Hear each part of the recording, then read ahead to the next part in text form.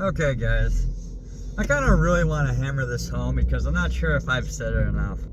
But the Democrats are absolutely screwed.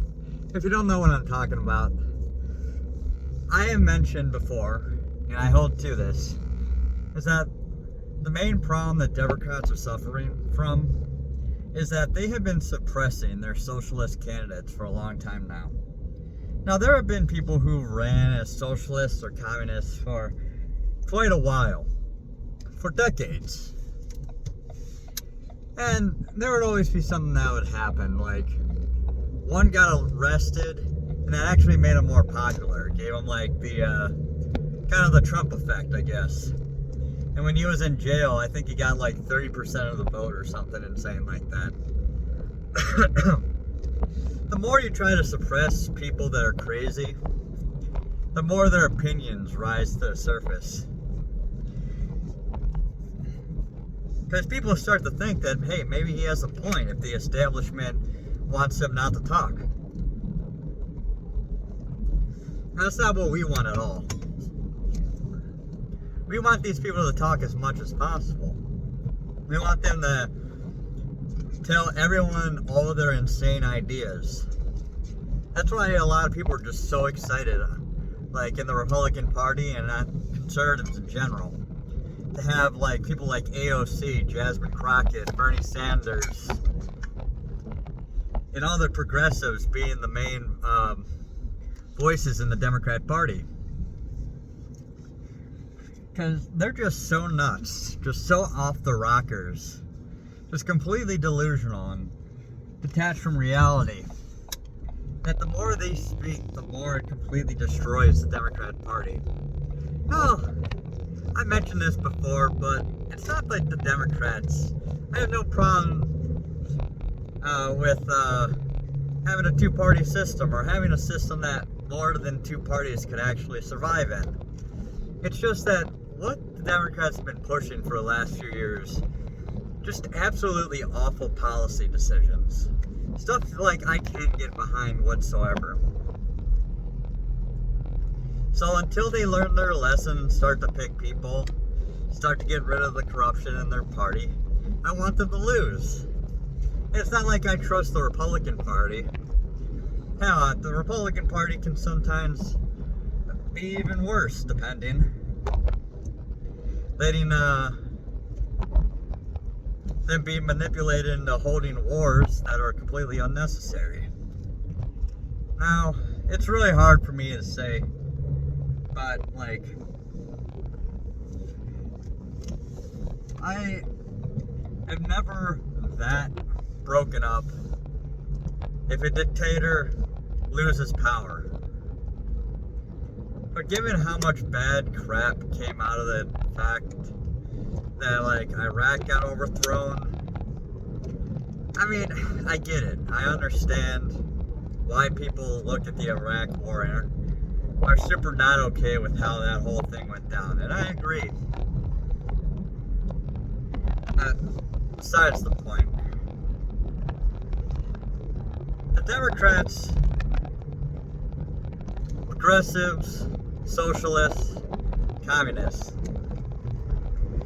a lot of Democrats have really wanted to have a progressive candidate run for office, in the general election, to at least give them a chance to see like where, like if people would accept a progressive candidate. They just want one of their candidates, just one, to make it to the general and to see what happens. Now, if you don't pay attention to the third party candidates whatsoever, and I paid attention to them both in the 2020 and the 2024 elections. And I tracked like all the third parties.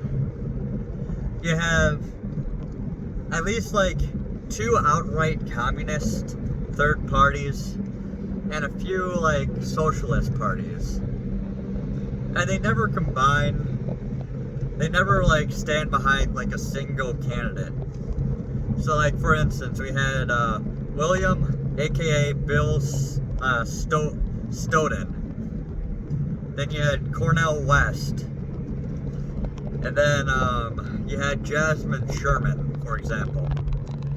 And a lot of you guys don't know any of those names. Maybe you don't pay any attention. But these are canaries in the coal mine. These are very progressive candidates that maybe only got on the ballot in from 5 to 12 states, right? Some of them progressive, some of them I think a few of them got into on the ballot in Utah. And these are really, like I said, full-on extremist, full-on socialist candidates, depending on where they are. Now, the biggest communist organization or general philosophy, there's a few different organizations, but the biggest communist ideology in America is Trotskyism. Now, no one in their right mind would outright run for president and claim to be a Trotskyist, because his whole thing was constant violent revolution, that there should always be violence being carried out against one's political opponents. Even in that the revolution should cover the entire globe, and that the violence should never stop. Even in the countries that have been controlled by communism, is that if someone steps out of line too far, violence should be used against them. Now, that's a very generalistic view of Trotskyism, but it very much marked the man's ideology. Now, not everyone who's progressive obviously is a Trotskyist, but everyone from communists to the more left-leaning moderates in the Democratic Party have wanted to have some kind of social democrat or democratic socialist to at least have a chance to be allowed to run in the general election under the banner of the Democrat Party. Now, I've already mentioned why the Democrats don't want that. But as these voices are suppressed, as people like Bernie Sanders get rigged out of running in the election. Bernie Sanders won in 2016. He should have been the general election candidate for the Democrats. But the main party establishment didn't want a socialist to be their headliner. So they made sure to use the superdelegates to make sure that he couldn't win. And then they forced him to endorse Hillary Clinton, or else they would continuously run Democrats against him in the general election.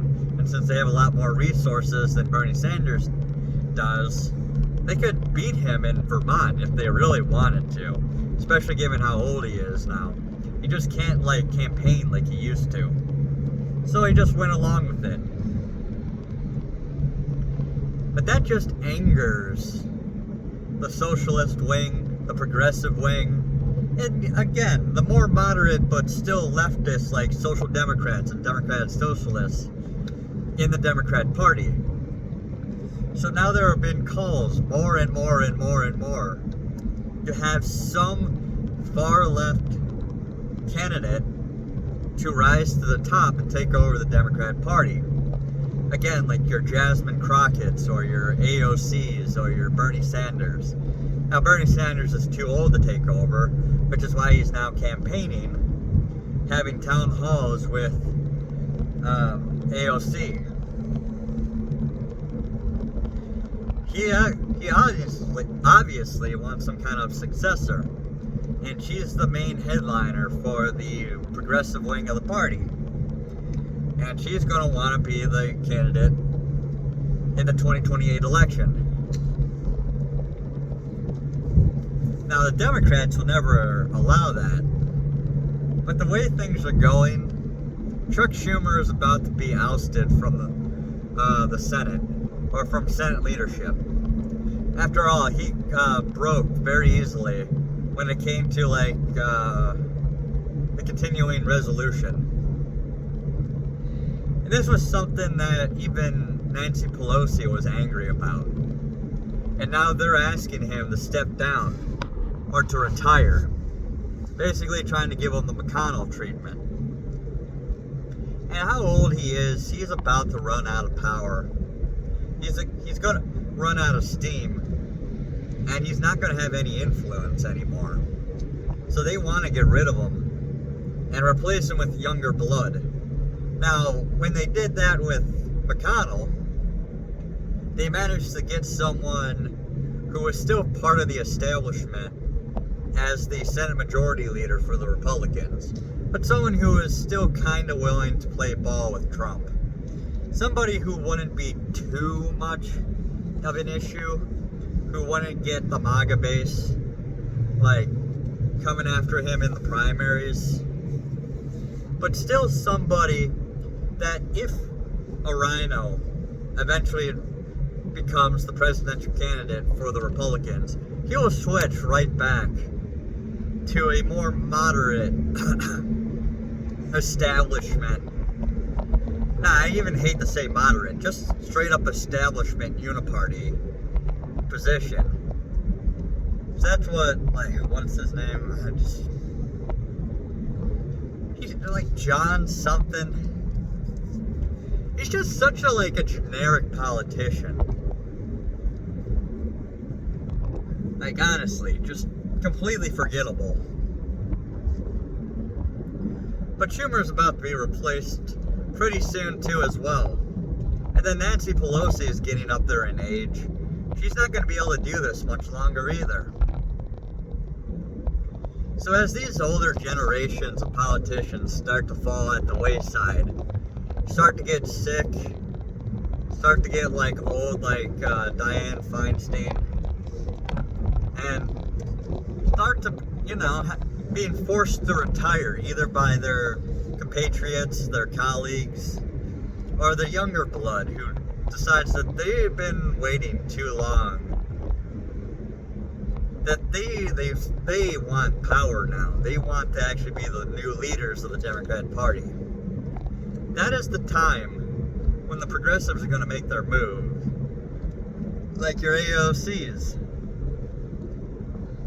And they're going to try to take away power from the moderate wings of the party. And that includes, oh God, I honestly can't think of any of these politicians' names. They're just so generic.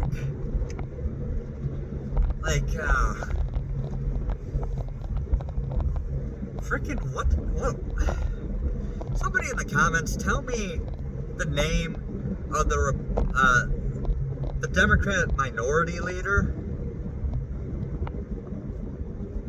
I honestly can't think of his name right now because he's just so generic.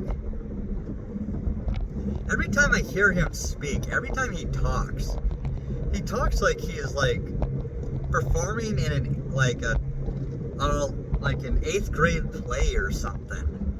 He's just he sounds like he's acting. And it's just the most bland, fake, boring, speech. I absolutely hate myself right now that I can't think of his name. Well, like I said, he's just so generic. I can't even complain about him that much because it's he's just totally forgettable. Anyways, even guys like him, he doesn't, excite people. He doesn't seem to have any real power. He doesn't seem to be able to get people to do what he wants them to do. He'll have, a dozen Democrats voting against, what he tells people that they should be voting for. People break away from him all the time. God, it's killing me right now that I can't even think of his name. That's what I mean, though. Like, no one respects these politicians. If it wasn't for all the money that they control, the people who, like, donate money to campaigns, like, they have a lot of influence with the people that actually, like, hold the purse strings. Like, that's the only reason, like, these people have any leadership position. Whereas, at least with AOC, as crazy and as far left and, like, absolutely deranged and delusional as she is, like, she's at least memorable. Like, a lot of Trump's positions are not that wild. In fact, if you actually, like, go back and look in the archives, and many people besides me have made this point, but a lot of Trump's policies in regards to, like, making the government more efficient and to, like, make sure that there's no fraud in Social Security, for example, like, these are positions that Democrats were outright endorsing 10 years ago. Like, this is nothing new. What Trump is doing is the stuff that, like, politicians, both Democrat and Republican, have been promising to do for, like, 20 years now. And still haven't done. And they're trying to call him a dictator for doing the very thing that politicians have been promising and failing to do for, again, like 20 years. It's absolutely insane just how deranged these people have gotten. But that's the thing. As they continuously lie, as their poll numbers go down, as they continue to, like, subvert and, like, push down candidates like AOC, the more people become radical, the more they refuse to condemn the most extreme parts of their party, like the people that are burning Teslas, for example. The more insane, like, their party becomes. They don't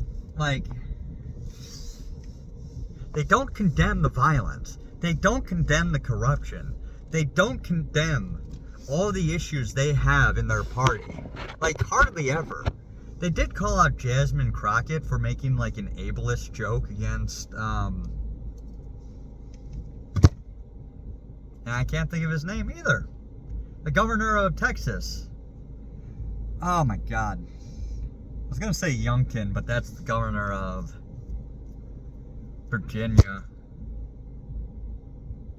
My mind is completely blank right now. It's like none of these people are memorable. None of these people have, like, any charisma whatsoever. All they have is money. All they have is money. That's all they got. They got money and influence from, like,